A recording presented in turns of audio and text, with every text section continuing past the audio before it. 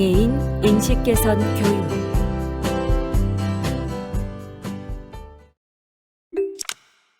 부끄러움을 잘 남 앞에 서면 얼굴이 빨개지는 김대리. 성격이 불같아 화부터 내는 이 과장. 깜빡깜빡 건망증이 심한 신주임. 영어 울렁증이 있어 바이어 앞에만 서면 작아지는 최주임. 한쪽 다리가 불편한 박대리. 이는 누구나 갖고 있고 가질 수 있는 하나의 특성일 뿐인데요. 그것이 모두 장애입니다. 여러분은 장애인에 대해 어떻게 생각하시나요? 불편한 사람, 휠체어, 도움이 필요한 사람. 이러한 생각이 보편적일 텐데요. 장애라는 편견을 걷어내면 나와 함께 일하는 동료, 선의의 경쟁자, 우리 회사의 인재가 보입니다. 지금부터 장애인 인식 개선 교육 시간으로 장애의 정의, 장애 유형에 대해 알아보고 직장 내 장애인 인권, 장애인에 대한 차별 금지 및 정당한 편의 제공과 장애인 고용 우수 사례, 장애인의 삶과 사회적 인식, 장애인 학대 신고 및 예방에 대해 살펴보도록 하겠습니다. 지금부터 학습할 내용에 대한 학습 목표를 알아보겠습니다. 오늘 학습을 마치고 나면 여러분들은 장애의 정의에 대해 이해할 수 있으며 장애 유형에 대해 설명할 수 있고 직장 내 장애인 인권에 대해 설명하며 장애인에 대한 차별 금지 및 정당한 편의 제공에 대해 설명하고 장애인 고용 우수 사례에 대해 설명할 수 있을 것입니다. 그리고 장애인의 삶과 사회적 인식에 대해 이해하고 설명할 수 있고 장애인 학대 신고 및 예방에 대해 알고 설명할 수 있습니다. 그럼 지금부터 본격적인 학습을 시작해 보도록 하겠습니다.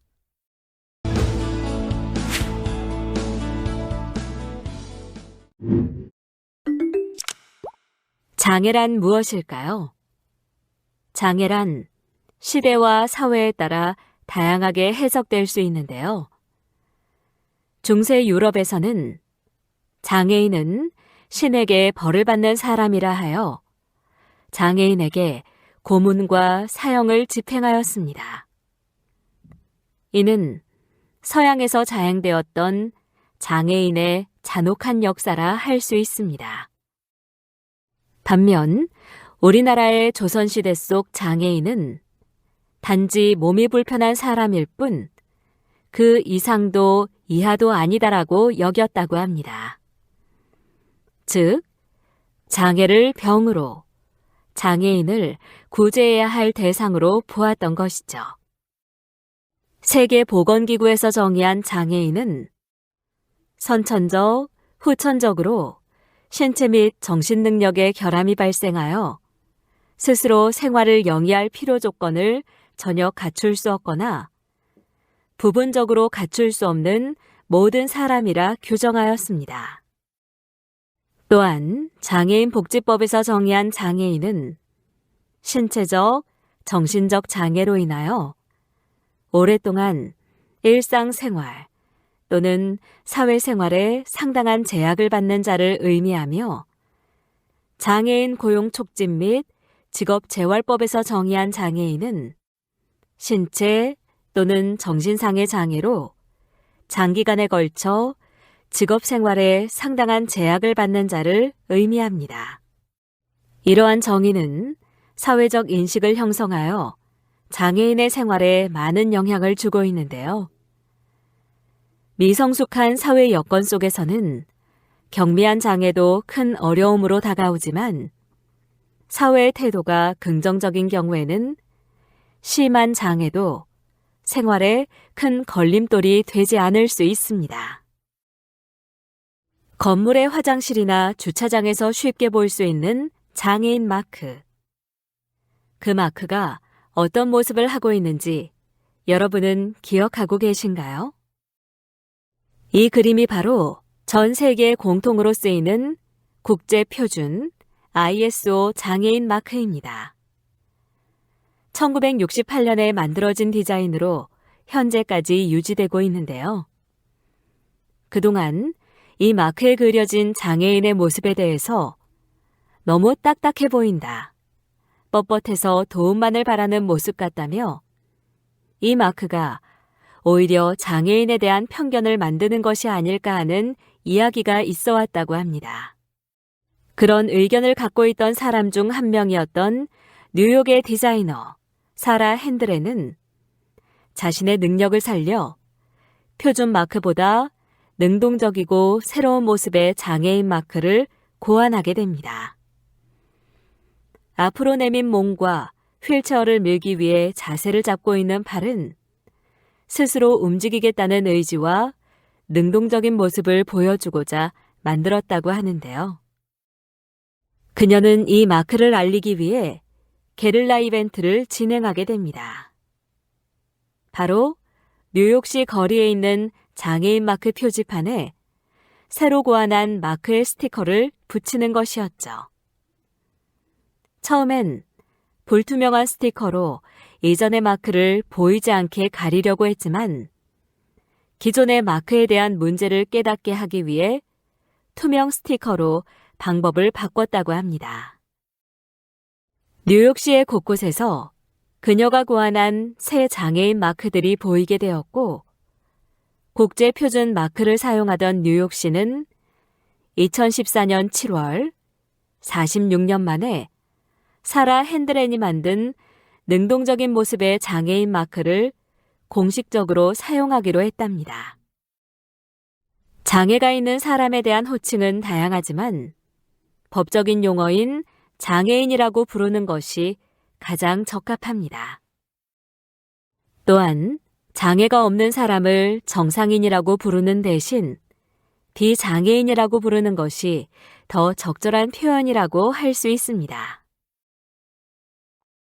그렇다면 우리나라 장애인 인구는 얼마나 될까요? 우리나라 장애인 인구는 267만 명으로 전체 인구의 약 5%를 차지하고 있습니다. 그리고 6가구당 1가구에 장애인이 거주하고 있어 생각보다 가까운 곳에서 남이 아닌 우리로 함께 살아가고 있습니다. 대개 장애는 나와는 거리가 먼 일이라고 생각하지만 결코 남의 일이 아닙니다. 2017년 장애인 실태조사 결과 장애 발생 원인을 살펴보면 사고 혹은 질환 등 후천적 원인에 의해 발생하는 비율이 88.1%로 나타났습니다. 특히 고령으로 인한 장애 발생률이 높아 사회가 고령화될수록 장애 인구는 점점 더 늘어날 것으로 예상됩니다. 우리나라에서는 장애인의 경제활동은 결코 쉽지 않습니다. 2017년 장애인구 실업률은 5.7%로 전체 인구 실업률 3.6%에 비해 높은 편이며 장애인 고용률 또한 36.5%로 전체 인구 고용률 61.3%에 비해 매우 낮은 편입니다. 이는 장애인들의 업무 능력보다 장애인인데 일을 잘할 수 있을까, 일하는데 위험하지 않을까 등의 사회적 편견의 문제일지도 모릅니다. 이러한 문제를 해결하기 위해서는 중증 장애인 근로자가 근무하는 사업장에 보조 공학기기 및 근로지원인 등의 제도를 지원함으로써 장애인도 자신의 능력을 제대로 발휘할 수 있는 여건을 마련해야 합니다.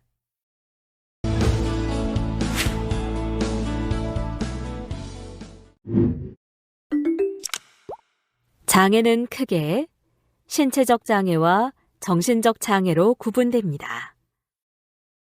신체적 장애에는 지체장애, 뇌병변장애, 시각장애, 청각장애, 언어장애, 안면장애의 외부 신체 장애가 있으며 신장장애, 심장장애, 호흡기 장애, 간장애, 장루, 요루 장애, 뇌전증 장애의 내부 신체 장애가 있습니다.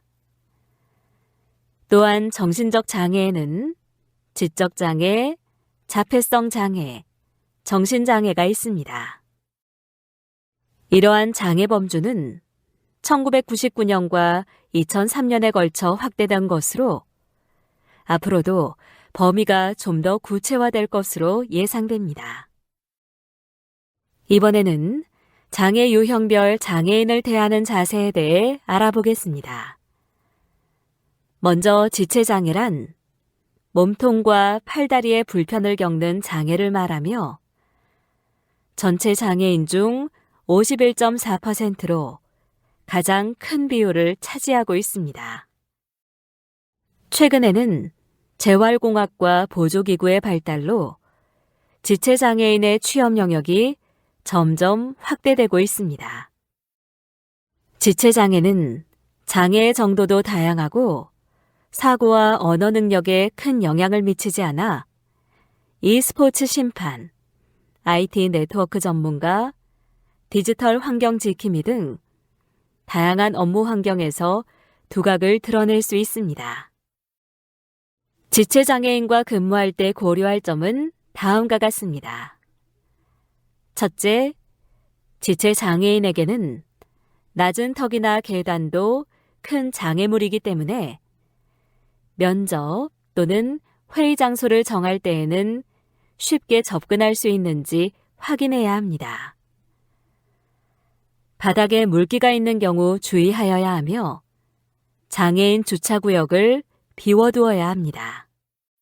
둘째, 휠체어 좌석 공간을 마련하고 허락 없이 보조기구를 사용하거나 옮기지 않아야 합니다. 셋째, 도움이 필요할 경우 상대방의 의사를 꼭 확인해야 합니다. 또 문이나 엘리베이터 문을 잡아주거나 경우에 따라 체육 활동도 가능하기 때문에 행사 시 같이 할 수 있는 활동을 물어보도록 합니다. 뇌병변 장애는 뇌의 이상으로 인한 마비로 보행과 일상생활에 제약을 받는 장애로 뇌성마비, 뇌졸중, 뇌손상 등이 이에 해당됩니다. 뇌병변 장애는 언어장애를 동반하는 경우가 많지만 지적 능력이 낮은 것은 아닙니다. 떨림이나 경직 등의 장애 상태만 고려된다면 여러 직종에서 일할 수 있습니다. 뇌병변 장애인과 근무할 때 고려할 점은 다음과 같습니다. 첫째, 언어장애가 있는 뇌성마비 장애인과 대화할 때는 좀 답답하더라도 끝까지 잘 듣고 성실하게 대답을 해주는 여유를 가지는 것이 중요합니다. 만약 내용을 알아듣기 어려운 경우 다시 한번 이야기해달라고 요청합니다. 둘째, 업무 능력을 높이기 위해서는 업무에 필요한 보조기기를 확인하고 지원해야 합니다. 셋째, 뇌병변 장애인이 넘어졌을 경우 먼저 어떤 도움이 필요한지 물어보도록 하며 함께 걸을 때에는 보행 속도를 맞추어 걷는 것이 좋습니다. 또 음료를 권할 때에는 손잡이 컵이나 빨대를 함께 가져다 주는 것이 좋습니다. 시각장애는 백내장, 녹내장, 이물질 침입, 화학약품에 의한 손상 등으로 인해 시력을 잃거나 시야가 결손된 사람을 말합니다. 전체 시각장애인 중 전혀 볼 수 없는 장애인은 소수이며 대부분은 명암이나 물체의 형태를 구분할 수 있기 때문에 보조기구를 활용하여 다양한 업무를 수행할 수 있습니다. 어둠 속의 대화는 최초의 상설 시각장애인 체험 전시장으로 중증 시각장애인들이 관객을 안내하는 로드마스터 역할을 맡고 있습니다. 로드마스터가 시각장애인으로 충원되므로 장애인 고용 창출 효과를 가져왔습니다. 그 밖에 웹 접근성 평가사, 텔레마케터, 일반 사무직 등 많은 분야에 취업하여 본인의 역량을 펼치고 있습니다. 시각장애인과 근무할 때 고려할 점은 다음과 같습니다.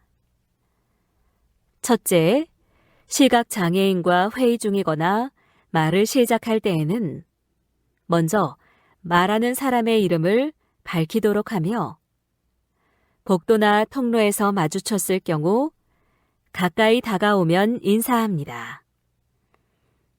또 낯선 장소를 안내할 때에는 주변 및 상황에 대해 구체적으로 설명해 주는 것이 좋습니다. 둘째, 직장 건물 구조 및 시설물을 단계적으로 파악할 수 있도록 도와야 하며 배치를 옮길 때에는 양해를 구하고 설명합니다. 또 구내 식당 구조가 복잡할 경우 배식을 지원하며 음식물의 위치는 시계 방향으로 설명해 주는 것이 좋습니다. 셋째, 출입문은 완전히 열거나 완전히 닫아두는 것이 안전하며 위치를 알려줄 때에는 2발짝 앞 또는 1m 앞 등 구체적으로 말해줍니다.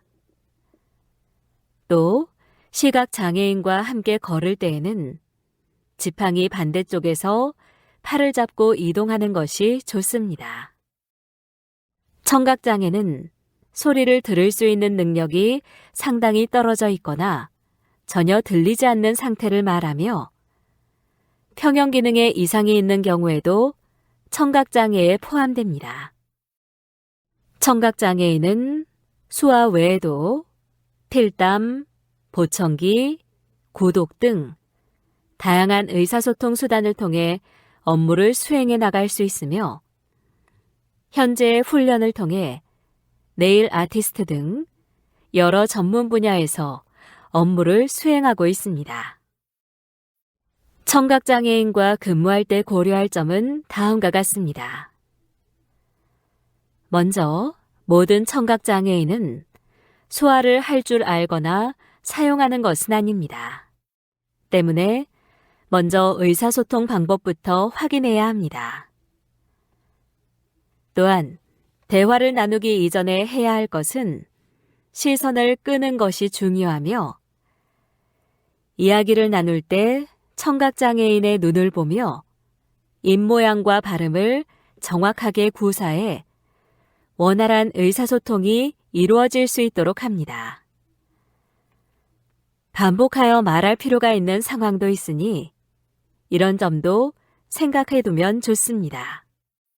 둘째, 청각장애인과 대화를 나눌 때에는 의미가 상통하는 표정 또는 몸짓을 적극 이용하며 수화 통역사를 통해 대화를 할 경우 수화 통역사가 아닌 청각장애인을 향해 직접 이야기합니다. 또 여러 명과 대화를 나눌 때에는 내용을 간단하게 설명하여 공유하도록 합니다. 셋째, 업무를 지시할 때에는 시범을 보이거나 글로 써서 설명하며 회의에서 진행되는 상황을 중간중간 확인하고 청각장애인에게 이야기할 기회를 줍니다. 또 화장실 문에 사용 중을 알리는 표지를 설치하는 등 청각장애인을 위한 시각적 장치들을 마련합니다. 지적장애는 지능지수가 70 이하인 경우로 지적능력 발달이 불충분하여 생활능력이 저하되는 경우를 말합니다. 하지만 특성에 맞는 직종에서 적절한 교육과 반복 훈련을 받는다면 편의점 스태프, 바리스타 등 다양한 직무를 훌륭하게 적절히 수행할 수 있습니다. 지적장애인과 근무할 때 고려할 점은 다음과 같습니다.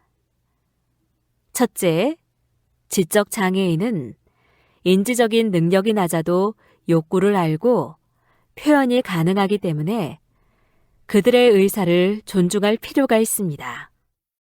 둘째, 지적장애인에게 작업을 지시할 때에는 시범을 통해 여러 차례 반복해 가르쳐주며 근무 시간, 복장, 규칙 등 업무와 관련된 일을 반복적으로 설명해 줍니다. 셋째, 지적장애인에게 이야기할 때에는 쉬운 말로 된 짧은 문장으로 천천히 말하도록 하며 작업 지시는 한 번에 한 가지씩만 하는 것이 좋습니다. 자폐성 장애는 사회적 의사소통 및 상호작용의 지속적인 결함과 어떤 한 가지에 지나치게 집착하는 경우, 또 제한되고 반복적인 패턴의 행동이나 관심사를 보이는 것이 특징입니다. 따라서 직무 수행에 많은 설명과 연습이 필요한데요. 이러한 과정을 거쳐 현재 많은 자폐성 장애인들은 캐스트, 호텔리어, 도시농부 등 다양한 업무 환경에서 자신의 역할을 성실히 수행해 나가고 있습니다. 자폐성 장애인과 근무할 때 고려할 점은 다음과 같습니다. 첫째, 자폐성 장애인은 낯선 장소, 낯선 사람, 예측 못한 상황, 일과 조정에 있어 불안감이 크다 보니 충분한 설명과 예행 연습이 필요합니다.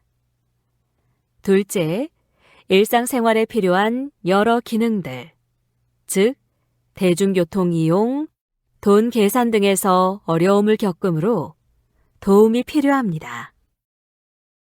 정신장애는 원인과 증세에 따라 조현병, 조울증, 우울증 등 다양한 형태로 나타나며 꾸준한 약물 복용과 스트레스 관리가 필수입니다.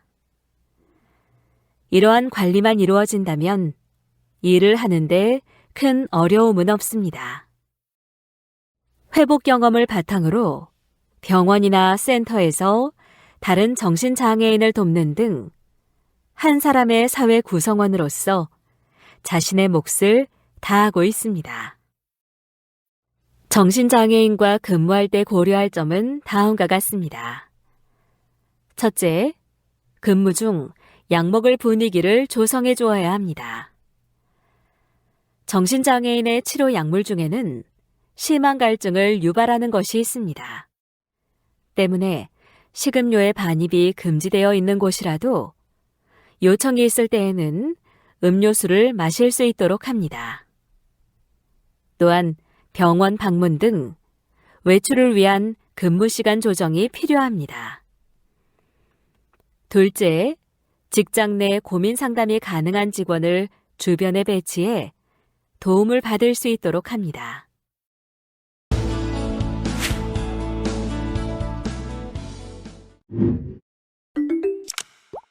직장 내 장애인 인권에 대해 알아보기 전에 먼저 장애인 관련 법령의 변화에 대해 알아보겠습니다. 1980년대 처음 장애인 관련법이 제정되었습니다. 1990년대에는 장애인, 노인, 임산부 등의 편의 증진 보장에 관한 법률과 장애인 고용 촉진 등에 관한 법률이 제정되었습니다.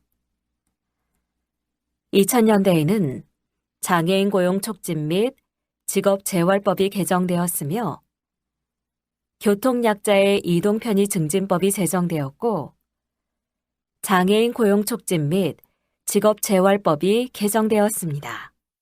장애인 차별 금지 및 권리 구제 등에 관한 법률, 장애인 등에 대한 특수교육법, 중증 장애인 생산품 우선구매 특별법이 제정되었으며 장애물 없는 생활환경 인증 제도가 시행되었습니다. 2010년 이후에는 장애인연금법, 장애인 활동 지원에 관한 법률, 장애아동 복지지원법, 발달장애인 권리보장 및 지원에 관한 법률, 장애인 건강원 및 의료 접근성 보장에 관한 법률이 제정되었습니다. 이렇듯 우리나라는 장애인의 권리와 편의를 증진하기 위한 법률은 점차 확대되고 있습니다. 특히 장애인 차별 금지 및 권리 구제 등에 관한 법률과 장애인 고용 촉진 등에 관한 법률은 우리나라의 장애인 고용 정책이 뿌리는데 중요한 근간이 되었습니다.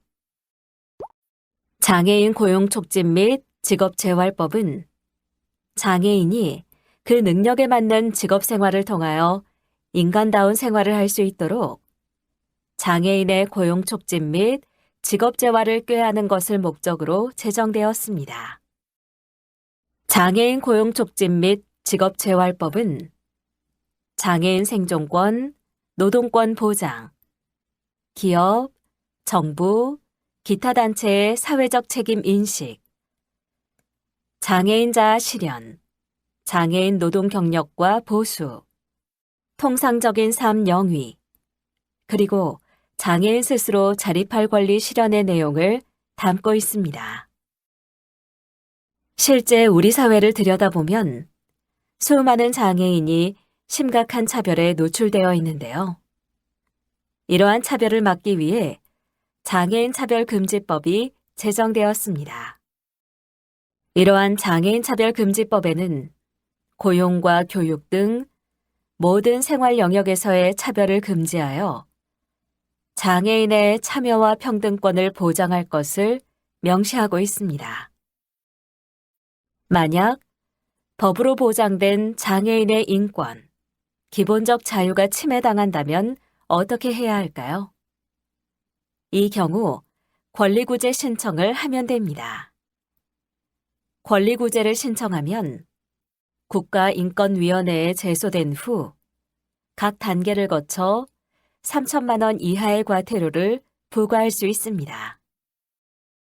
또한 30명 이상 사업장의 경우 고충처리위원을 필수로 설치해야 하며 인권과 기본적 자유를 침해당한 장애인은 이를 구두 또는 서면으로 고충처리위원회에 신고한 후 10일 이내 조치 또는 결과 통보를 받을 수 있습니다.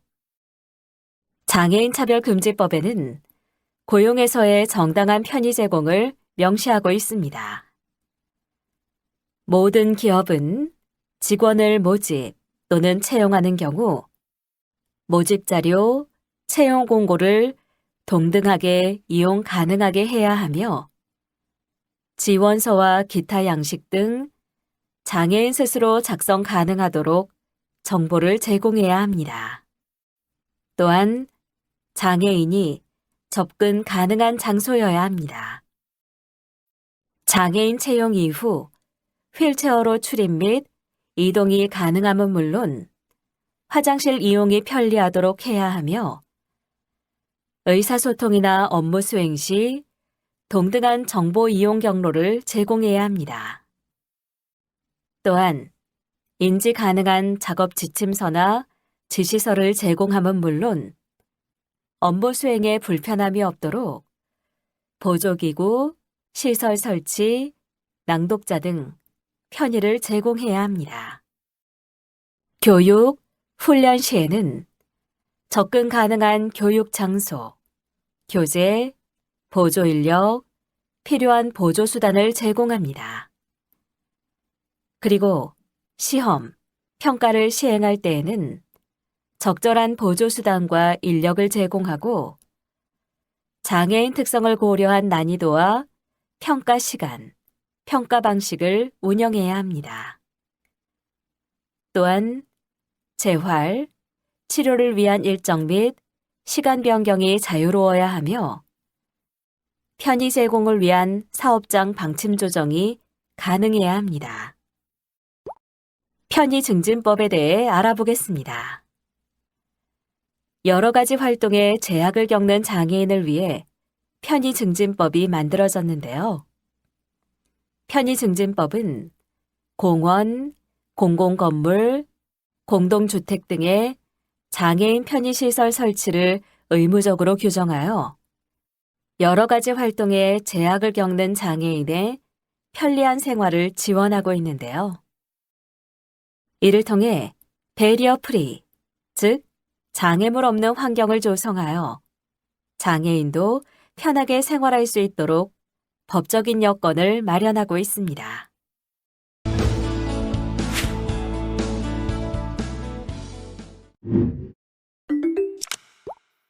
발달 장애인에는 지적 장애인과 자폐성 장애인이 있습니다. 2017년도 지적 장애와 자폐성 장애 비율은 7.6%로 100명 중 7명에 해당합니다. 이들은 전체 장애인 중 소수이지만 인권, 교육, 노동 등 모든 사회 영역에서 다른 장애인에 비해 취약한 위치에 놓여 있습니다. 2017년도 전체 인구, 장애 인구 및 발달 장애인 고용률에 대해 살펴보면 전체 인구 고용률은 67.0%, 장애 인구 고용률은 49.2%, 지적 장애 및 자폐성 장애 고용률은 23.6%입니다. 이에 발달 장애인법을 제정하여 발달 장애인의 권리를 보호하고 생애 주기별로 다각도의 지원을 해나가고 있습니다. 장애인 고용 정책에 대해 살펴보겠습니다. 장애인 고용 정책은 할당 고용제와 비할당 고용제로 나눌 수 있습니다. 할당 고용제는 장애인 고용 촉진 및 직업재활법에 따라 근로자의 일정 비율을 장애인으로 의무 고용하는 정책입니다. 우리나라의 경우 의무 고용률을 달성하지 못할 경우 부담금을 부과하는 고용의무제도를 시행하고 있습니다. 다음으로 비할당 고용제는 장애인 차별금지법이나 노동법에 의거하여 장애인 고용률을 높이는 형태입니다. 고용에 있어 차별을 금지하고 장애인의 직무 요건을 충족시키는 데 필요한 조치를 의무화하고 있습니다. 우리나라는 현재 적극적 장애인 고용 의무제를 채택하여 정부와 지자체는 3.2%, 50인 이상의 근로자를 고용하는 사업주는 2.9%의 장애인 의무 고용률을 부과하고 있습니다. 이러한 적극적인 제도를 통해 장애인 고용률은 2016년 2.66%, 2017년 2.76%로 점차 증가하고 있지만 장애인 고용에 대한 인식은 아직도 부족하여 함께 일하는 분위기 조성을 위해서는 더 많은 노력이 필요한 상황입니다. 그럼 지금부터 장애인 고용 시 사업주 지원 제도를 살펴보겠습니다. 장애인 고용 시 고용장려금을 지원합니다. 이때 고용장려금 자급단가는 경증 남성은 30만 원, 경증 여성은 40만 원, 중증 남성은 50만 원, 중증 여성은 60만 원으로 장애인 등급에 따라 차등 지급됩니다. 뿐만 아니라 고용 환경 개선을 지원합니다.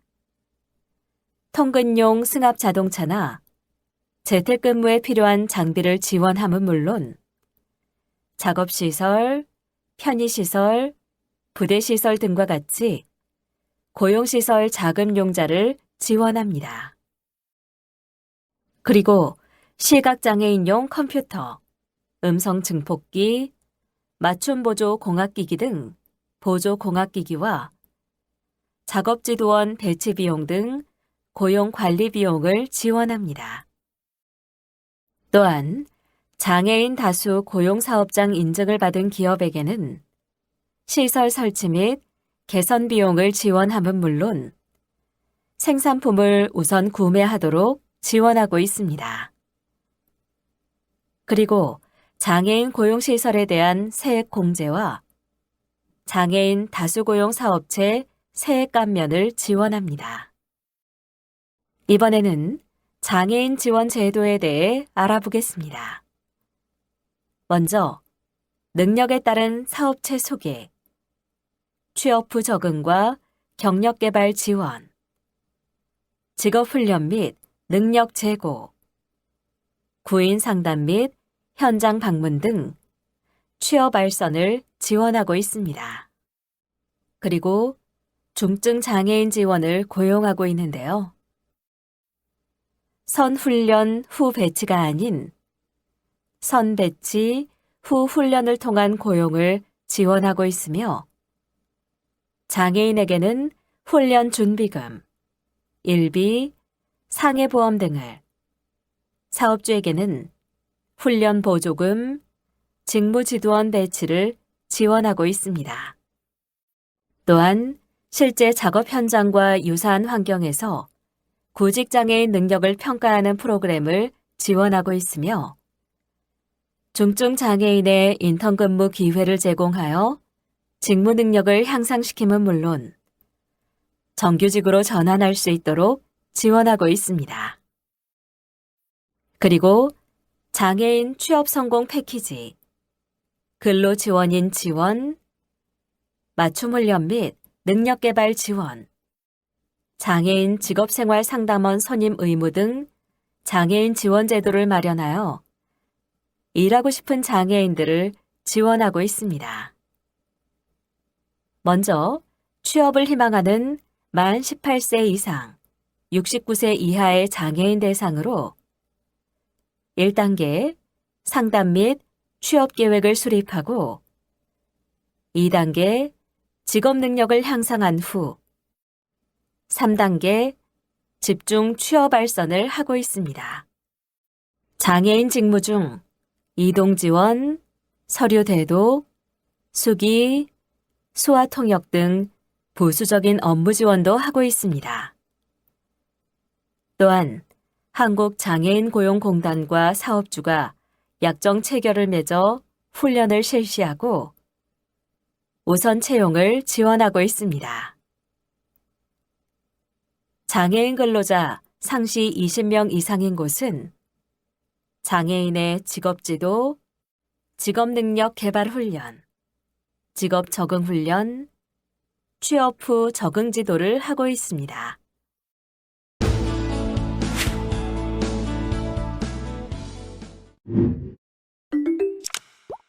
그럼 지금부터 장애인 고용 우수 사례에 대해 알아보겠습니다. 먼저 삼성전자입니다. 삼성전자는 정보기술, 기계 디자인, 점저 사용 설명서 제작, 전화 상담, 전기 전자 등 다양한 분야의 장애인을 고용하는 등 적극적인 지원을 하고 있는데요. 장애인 맞춤 훈련 제도를 통해 직무에 맞는 장애인이 고용하는 것이 아니라 교육 훈련을 통해 원하는 인재를 양성하고 있습니다. 그리고 디딤돌 인턴십 제도를 통해 장애인 대학생의 업무 경험, 사회생활, 채용 기회를 제공하고 있습니다. 또한 장애인 친화 환경을 구축하기 위해 삼성 배리어 프리 인증 제도를 운영하고 있으며 상담 심리사가 상주하여 장애인의 고충을 해결해주고 있습니다. 그리고 건강검진 및 치료비를 지원하고 있습니다. 이번에는 커피를 통해 더 나은 세상을 만드는 스타벅스 코리아의 사례를 살펴보겠습니다. 스타벅스의 경우 장애 유형별 직무 배치를 통해 장애인을 고용하고 있는데요.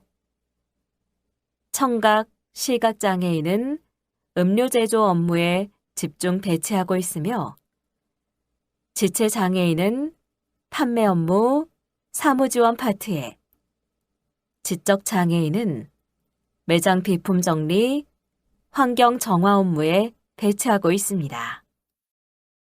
스타벅스의 경우 전문화된 채용 교육을 실시하고 있습니다. 고객 대면 에티켓, 위생관리 등 서비스 직무 소양과 커피 이론, 제조 방법 등 직무에 필요한 다양한 교육을 실시하고 있습니다. 또한 장애 특성에 맞춘 1:1 교육을 통해 채용 교육을 실시하고 있는데 지적 장애인에게는 반복 학습 위주로, 청각 장애인에는 발달된 촉각, 후각을 활용하여 커피 음료 제조를 교육하고 있습니다. 또한 동료 비장애인 파트너를 대상으로 장애인 인식 개선 교육을 진행하고 있으며 장애인 직원의 의견을 수렴하여 편리한 근무 환경을 조성함은 물론 공정한 승진 기회와 복지 혜택을 지원하고 있습니다. 이번에는 고객의 안전은 물론 장애인의 고용까지 책임지는 S1 사례에 대해 알아보겠습니다. S1은 콜센터 상담, 기술 상담, 헬스키퍼, 네일 아티스트 분야에서 장애인을 고용하고 있는데요. 콜센터에 근무하는 직원들은 감정 노동으로 인한 스트레스가 많은데 이를 해소하기 위한 시각장애인 헬스키퍼를 고용하여 직원 복지와 장애인 고용이라는 두 마리 토끼를 잡았습니다. 그리고 전일 근무가 어려운 직원의 경우 통화 집중 시간대 투입한다거나 출퇴근이 어려운 직원은 재택근무를 운영하는 등 상황을 고려한 직무 환경을 조성하고 있습니다. 그리고 1:1 멘토링 프로그램, 모니터링을 통한 코칭, 외부 전문 강사를 초빙하여 자기 개발을 돕고 있습니다. 이번에는 장애인이 일하기 좋은 은행, IBK 기업은행의 장애인 고용 사례에 대해 살펴보겠습니다. IBK 기업은행은 사무지원, 전화상담, 헬프데스크, 비서 업무, 웹마케터에 장애인을 고용하고 있습니다. 기업은행의 경우 정원의 3% 이상 채용하는 장애인 할당제를 실시하고 있습니다. 결혼 발생 시 장애인 우선 채용, 장애인 추천제도 도입 등 장애인 상시 채용제를 실시하여 장애인 고용에 힘쓰고 있습니다. 또한 고용 안정화를 위해 보조 공학기기 지원, 업무별 멘토 지정, 일정 근무 기간 후 무기계약직 전환 또는 정년 보장의 노력을 하고 있습니다. 장애인의 삶까지 건강하게 만드는 서울의료원 사례에 대해 살펴보겠습니다.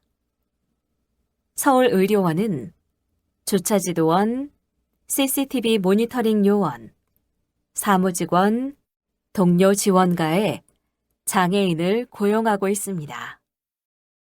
서울의료원은 일반 직원과 동일한 복리후생을 제공하고 유연근무제를 실시하는 등 배려 있는 근무 환경을 조성하고 있으며 검사실 입구 턱을 없애고 출입문 일부를 개선함은 물론 장애인 화장실을 터치식 자동문으로 교체하는 등 장애인 건강검진 및 편의시설을 확대하였습니다.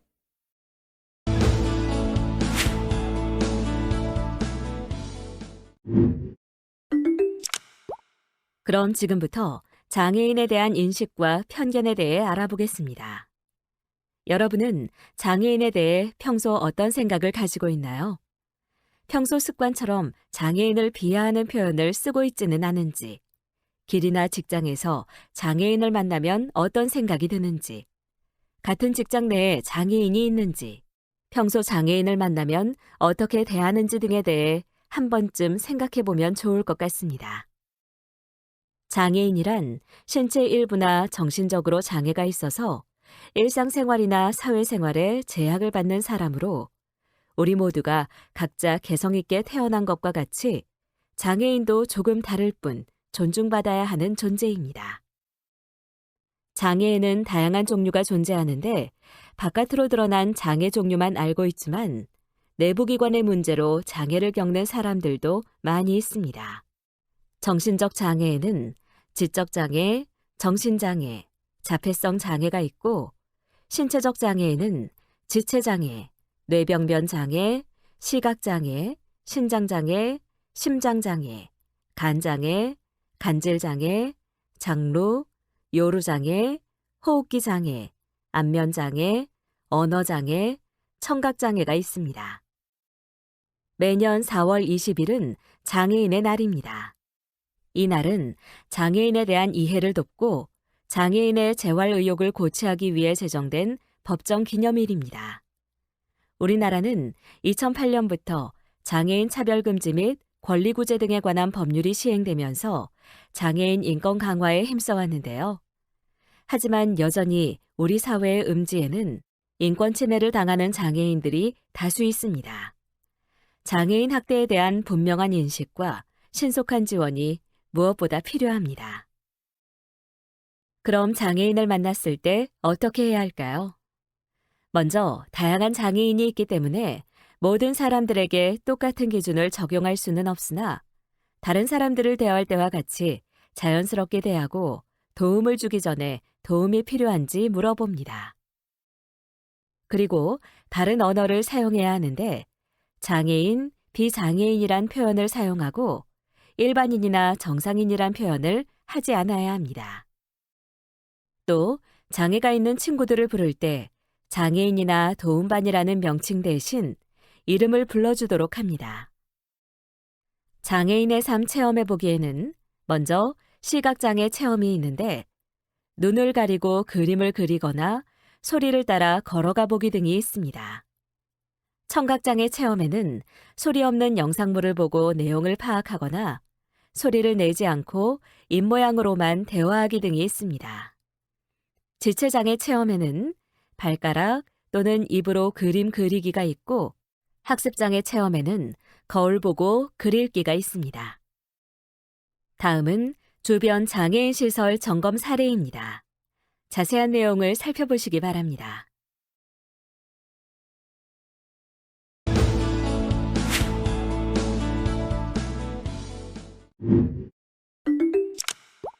다음으로 장애인 학대에 대해 살펴보겠습니다. 다음 기사는 지역사회에서의 인권 침해에 대한 내용으로 염전 노예 사건에 대한 기사를 일부 제시한 것입니다. 장애인 학대에 대해 알아보기 전에 기사 내용을 먼저 읽어보시기 바랍니다. 장애인이란 신체적, 정신적 장애로 오랫동안 일상생활이나 사회생활에서 상당한 제약을 받는 자를 말하는데 신체적 장애는 지체장애, 뇌병변 장애, 시각장애, 청각장애, 언어장애, 안면장애, 신장장애, 심장장애, 간장애, 호흡기장애, 장루, 요루장애, 뇌전증 장애가 있고 정신적 장애에는 지적장애, 자폐성 장애, 정신장애가 있습니다. 그리고 장애인 학대란 장애인에 대하여 신체적, 정신적, 정서적, 언어적, 성적 폭력이나 가혹행위, 경제적 착취, 유기 또는 방임을 하는 것을 말합니다. 장애인 학대는 은밀하게 일어납니다. 가정 내, 장애인 시설 내, 직장, 학교 등 우리 주변에서 은밀하게 일어날 수 있습니다. 또 가까운 사람이 가해자가 되는 경우가 많습니다. 보호자, 복지 서비스 제공자, 직장 동료, 이웃 등 장애인과 가까운 사람이 가해자가 되는 경우가 많고 반대로 가까운 사람이 장애인의 가장 좋은 옹호자이기도 합니다. 그리고 학대임을 인식하지 못하거나 학대임에도 가볍게 여기는 경우가 많은데 학대를 당하거나 유기 방임에 놓인 장애인을 보고도 대수롭지 않게 여기기도 합니다. 장애인 학대는 장애인 스스로 해결하거나 도움을 요청하기 어려운 경우가 많습니다. 정신적 장애인은 피해 상황을 인지하지 못하거나 가해자에게 순응하는 경우가 많습니다. 마지막으로 장애인 학대는 학대를 당하고도 어쩔 수 없는 일로 체념하는 경우가 많습니다. 학대받지 않을 장애인의 권리, 바로 인권인데요. 인권이란 성별, 인종, 장애 여부, 국적 등에 관계없이 인간이 인간으로서의 존엄성을 지니고 인간답게 살 수 있도록 보장되어야 하는 권리를 말합니다. 헌법 10조 1항에는 모든 국민은 인간으로서의 존엄과 가치를 가지며 행복을 추구할 권리를 가진다. 국가는 개인이 가지는 불가침의 기본적 인권을 확인하고 이를 보장할 의무를 진다고 명시하고 있고 국가인권위원회법 2조의 1에서는 인권이라 함은 헌법 및 법률에서 보장하거나 대한민국이 가입 비준한 국제인권조약 및 관습법에서 인정하는 인간으로서의 존엄과 가치 및 자유와 권리를 말한다고 명시하고 있습니다. 학대받지 않을 장애인의 권리, 세계인권선언 제1조에는 우리는 모두 태어날 때부터 자유롭고 존엄성과 권리에 있어 평등하다. 우리는 모두 이성과 양심을 가졌으므로 서로에게 형제 자매의 정신으로 행해야 한다고 명시되어 있고 제2조에는 피부색, 성별, 종교, 언어, 국적, 갖고 있는 의견이나 신념 등이 다를지라도 우리는 모두 평등하다고 명시되어 있습니다. 그리고 제29조에는 우리에게는 모든 사람의 자유와 권리를 지키고 살기 좋은 세상을 만들기 위한 의무가 있다. 다른 사람의 권리와 자유를 존중하기 위하여 필요한 경우에만 우리의 자유와 권리는 법률에 따라 제한된다고 명시되어 있습니다. 제16조에는 당사국은 가정 내외에서 성별을 이유로 한 유형을 포함하여 모든 형태의 착취, 폭력 및 학대로부터 장애인을 보호하기 위하여 모든 적절한 입법적, 행정적, 사회적, 교육적 및 그 밖의 조치를 취한다. 당사국은 특히 장애인과 그 가족 및 보호자를 위하여 착취, 폭력 및 학대를 방지하고 인지하며 신고하는 방법에 대한 정보 및 교육의 제공을 포함하여 연령과 성별을 고려한 적절한 형태의 지원 및 보조를 보장함으로써 모든 형태의 착취, 폭력 및 학대를 방지하기 위한 모든 적절한 조치를 취한다. 당사국은 연령, 성별 및 장애를 고려하여 이러한 보호 서비스를 제공한다고 명시하고 있습니다. 그리고 1차 유엔 장애인 권리 위원회의 한국에 대한 의견으로 제16조에는 위원회는 장애인이 여전히 강제노동을 포함하여 폭력, 학대 및 착취에 노출되어 있음에 우려를 표한다. 위원회는 당사국이 가해자들을 처벌하고 피해자들에게 보상을 제공하지 못하고 있는 점과 성폭력 및 가정폭력 피해자를 제외한 장애인을 위한 쉼터가 존재하지 않는 점에 대하여 우려를 표한다고 명시하고 있습니다. 장애인 차별금지법 제32조 1에서는 장애인은 성별, 연령, 장애의 유형 및 정도, 특성 등에 상관없이 모든 폭력으로부터 자유로울 권리를 가진다고 명시하고 있고 2에서는 괴롭힘 등의 피해를 당한 장애인은 상담 및 치료, 법률 구조, 그 밖에 적절한 조치를 받을 권리를 가지며 괴롭힘 등의 피해를 신고하였다는 이유로 불이익한 처우를 받아서는 아니 된다고 명시하고 있으며 3에서는 누구든지 장애를 이유로 학교, 시설, 직장, 지역사회 등에서 장애인 또는 장애인 관련자에게 집단 따돌림을 가하거나 모욕감을 주거나 비하를 유발하는 언어적 표현이나 행동을 하여서는 아니 된다고 명시하고 있습니다. 그리고 4에서는 누구든지 장애를 이유로 사적인 공간, 가정, 시설, 직장, 지역사회 등에서 장애인 또는 장애인 관련자에게 유기, 학대, 금전적 착취를 하여서는 아니 된다고 명시하고 있습니다. 5에서는 누구든지 장애인의 성적 자기결정권을 침해하거나 수치심을 자극하는 언어 표현, 희롱, 장애 상태를 이용한 추행 및 강간 등을 행하여서는 아니 된다고 명시하고 있고, 6에서는 국가 및 지방자치단체는 장애인에 대한 괴롭힘 등을 근절하기 위한 인식 개선 및 괴롭힘 등 방지 교육을 실시하고 적절한 시책을 강구하여야 한다고 명시하고 있습니다.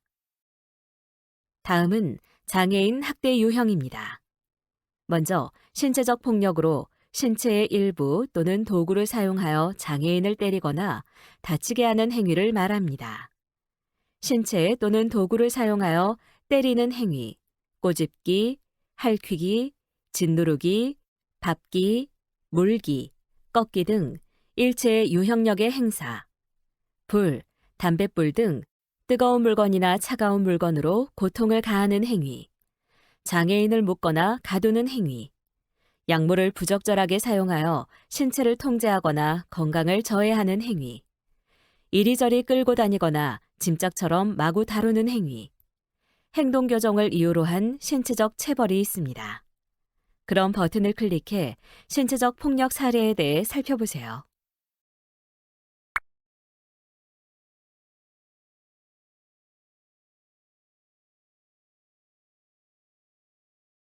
다음으로 성적 폭력은 장애인에게 성적 수치심을 주는 성희롱, 성폭력 등의 행위를 말합니다.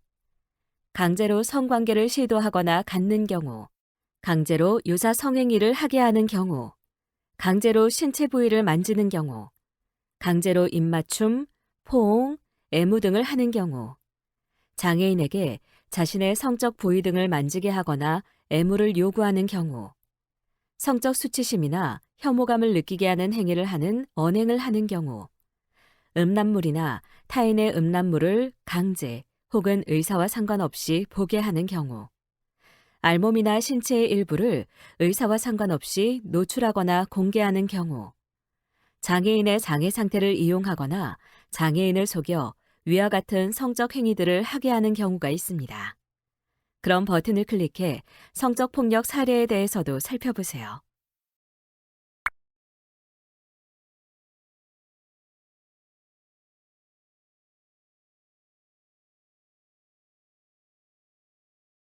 다음은 정신적, 정서적 폭력으로 언어 및 비언어적 행위를 통하여 장애인에게 정서적으로 고통을 유발시키는 행위를 말합니다.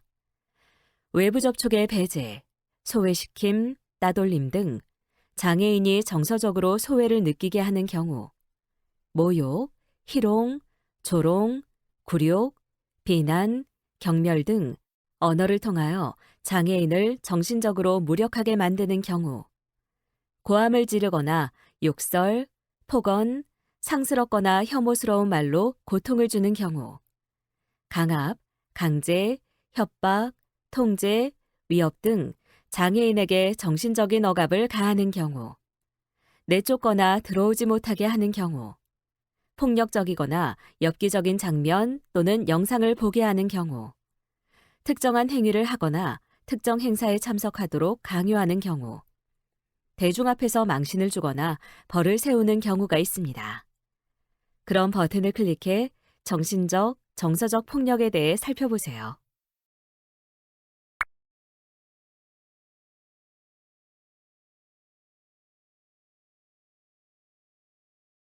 가혹행위는 육체적으로 고통을 주거나 차별 대우를 하는 등 정신적으로 고통을 주는 경우를 말합니다.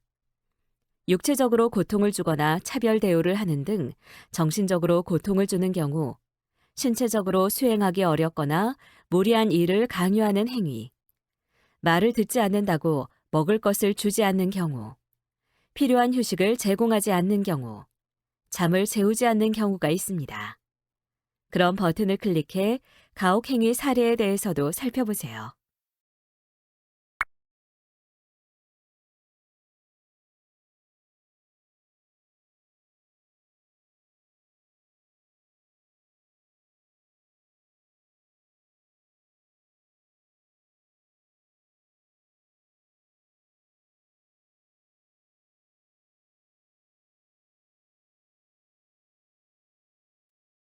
경제적 착취는 장애인을 위하여 증여 또는 급여된 금품을 그 목적 이외의 용도로 사용하는 행위를 말합니다.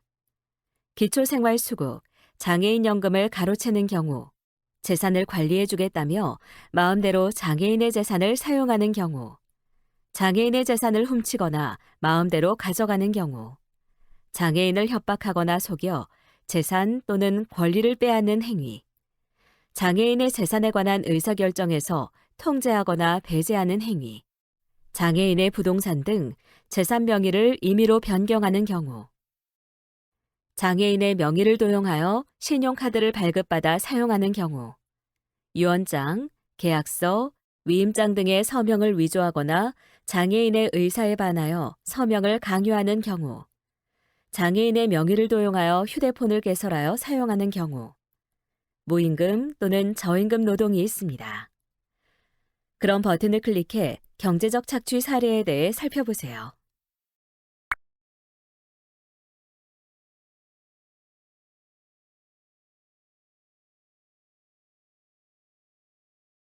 유기 방임은 자기의 보호, 감독을 받는 장애인을 벌이는 행위, 의식주를 포함한 기본적 보호 및 치료를 소홀히 하는 행위를 말합니다.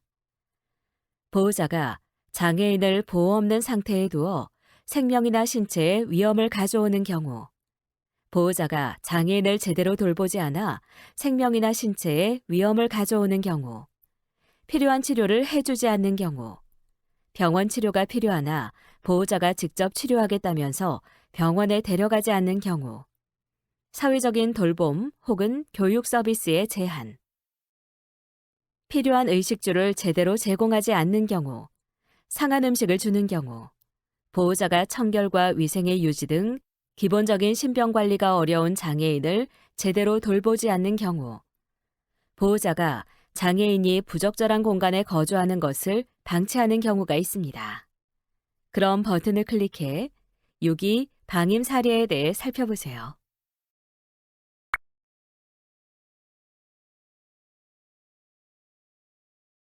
장애인 학대 처벌 기준에는 장애인에게 성적 수치심을 주는 성희롱, 성폭력 등의 행위가 있으며 10년 이하의 징역 또는 7천만 원 이하의 벌금에 처합니다. 장애인의 신체에 폭행을 가하거나 상해를 입히는 행위는 폭행 5년 이하의 징역 또는 3천만 원 이하의 벌금, 상해 7년 이하의 징역 또는 5천만 원 이하의 벌금에 처합니다. 자신의 보호, 감독을 받는 장애인을 유기하거나 의식주를 포함한 기본적 보호 및 치료를 소홀히 하는 방임 행위는 5년 이하의 징역 또는 3천만 원 이하의 벌금에 처하고, 장애인에게 구걸을 하게 하거나 장애인을 이용하여 구걸하는 행위는 5년 이하의 징역 또는 3천만 원 이하의 벌금에 처합니다. 장애인을 체포 또는 감금하는 행위는 5년 이하의 징역 또는 3천만 원 이하의 벌금에 처하고, 장애인의 정신건강 및 발달에 해를 끼치는 정서적 학대 행위는 5년 이하의 징역 또는 3천만 원 이하의 벌금에 처합니다. 장애인을 위하여 증여 또는 급여된 금품을 그 목적 외의 용도로 사용하는 행위는 3년 이하의 징역 또는 2천만 원 이하의 벌금에 처하고, 공중의 오락 또는 흥행을 목적으로 장애인의 건강 또는 안전에 유해한 고개를 시키는 행위는 1년 이하의 징역 또는 500만 원 이하의 벌금에 처합니다.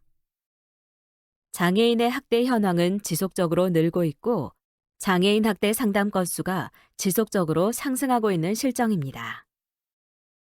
전체 상담 중 학대 상담 비율은 2008년 29.9%에서 꾸준히 늘고 있는 상황입니다. 그럼 장애인 학대 신고는 누가 하나요? 장애인 학대는 누구든지 신고할 수 있습니다. 특히 다음 직군의 종사자는 학대 상황을 발견했을 시 의무적으로 신고해야 합니다. 장애인의 학대 신고 절차는 다음과 같으며, 장애인 학대 발견 시 신고 접수 후 현장 조사, 경찰 조사 및 보호 조치 후 권리구제 조치를 취하고 권리회복 단계를 거쳐 사후 지원을 하도록 합니다. 그렇다면 학대인지 아닌지 어떻게 해야 할지 모를 때 어디서 도움을 받을 수 있을까요? 장애인 학대 상담, 전국 공통 1577-5364 상담 전화, 현장 방문 조사 및 법률적 지원, 장애인 학대 관련 연구 및 조사 활동을 통해 도움을 받을 수 있습니다. 다음은 장애인 인권 침해 예방센터 사례 개입 체계도입니다.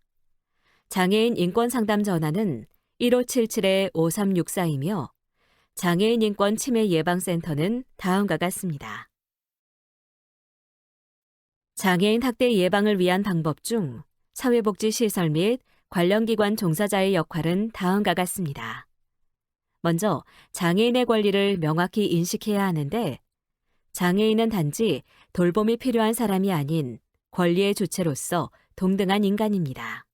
둘째, 장애인 인권 교육, 학대 예방 교육에 적극적으로 참여하여 스스로의 인권 감수성을 돌아보고 높입니다. 셋째, 당사자 권리 교육을 통해 스스로 지킬 힘을 배양합니다. 이는 기분 좋은 인권 침해 예방을 위한 방법입니다. 넷째, 학대의 징후를 유심히 관찰하고 의심되는 경우 즉각 신고하거나 상담을 받습니다. 장애인 학대 신고는 수사기관, 장애인 권익 옹호 전문기관을 통해, 상담은 장애인 인권 침해 예방센터, 장애인 인권센터를 통해 하도록 합니다. 다음은 의료인, 응급구조원의 역할입니다. 먼저 학대 징후를 특히 유심히 관찰해야 하는데 특히 가정 내 학대나 방임의 경우 가족 간 일이라는 이유로 학대라고 생각하지 못할 수 있습니다. 장애인이기 때문에 그럴 수 있다는 것은 학대의 결과일 수 있습니다. 둘째, 학대가 의심되는 경우 즉각 신고해야 하며 장애인 학대 신고는 수사기관, 장애인 권익 옹호 전문기관을 통합니다. 교육기관 종사자의 역할은 먼저 장애를 이유로 한 따돌림, 비하 발언 등 정서적 학대를 특히 유념해야 하는데 이는 친구들 사이의 일이 아닌 명백한 정서적 학대입니다. 둘째, 학생을 대상으로 장애인권 교육, 인식 개선 교육을 적극적으로 시행해야 합니다. 인권 교육이 형식적인 교육이 되지 않도록 유념하고 대규모 집합 교육보다는 실제로 생각해 볼 수 있는 참여형 교육이 바람직합니다. 셋째, 학대 징후를 유심히 관찰하고 의심되는 경우 즉각 신고하거나 상담을 받습니다. 장애인 학대 신고는 수사기관, 장애인 권익 옹호 전문기관을 통하고 장애인 학대 상담은 장애인 인권 침해 예방센터, 장애인 인권센터를 통하도록 합니다. 상담소, 보호기관 종사자의 역할은 먼저 장애를 가진 이용자가 있는 경우 학대받고 있지 않은지 유심히 관찰해야 하는데 학대 징후를 유심히 관찰하고 의심되는 경우 상담을 진행합니다.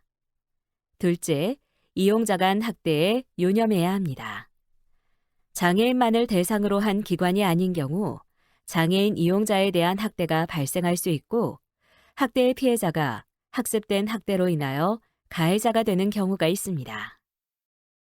셋째, 학대 징후를 유심히 관찰하고 의심되는 경우 즉각 신고하거나 상담을 받습니다. 상담소, 보호기관이라고 해도 또 다른 학대가 발견되거나 발생할 수 있으며 장애인 학대 신고는 수사기관, 장애인 권익 옹호 전문기관을 통하고 장애인 학대 상담은 장애인 인권 침해 예방센터, 장애인 인권센터를 통하도록 합니다. 장애인 인식 개선 교육 의무에 대해 관련 법령 중심으로 살펴보도록 하겠습니다.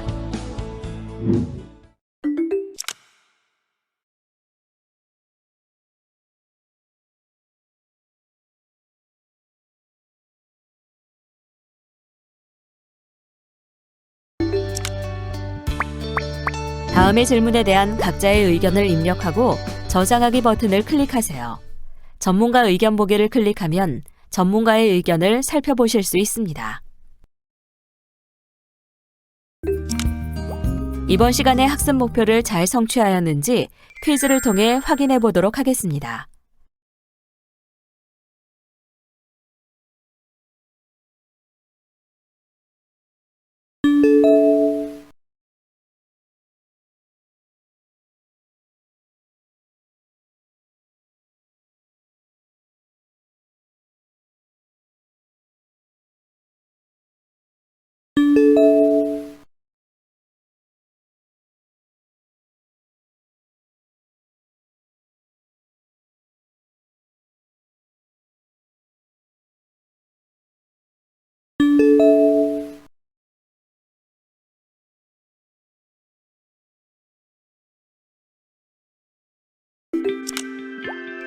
지금까지 배운 내용을 떠올리며 천천히 읽어보시기 바랍니다.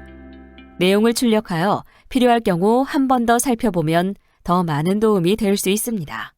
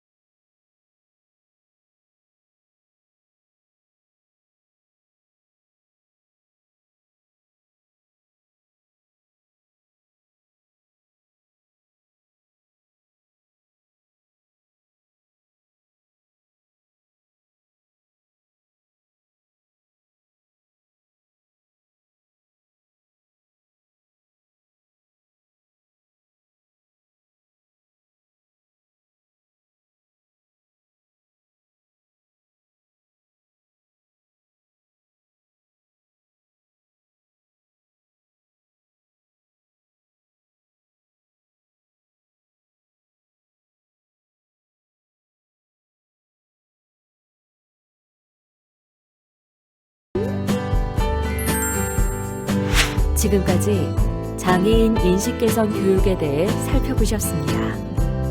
수고하셨습니다.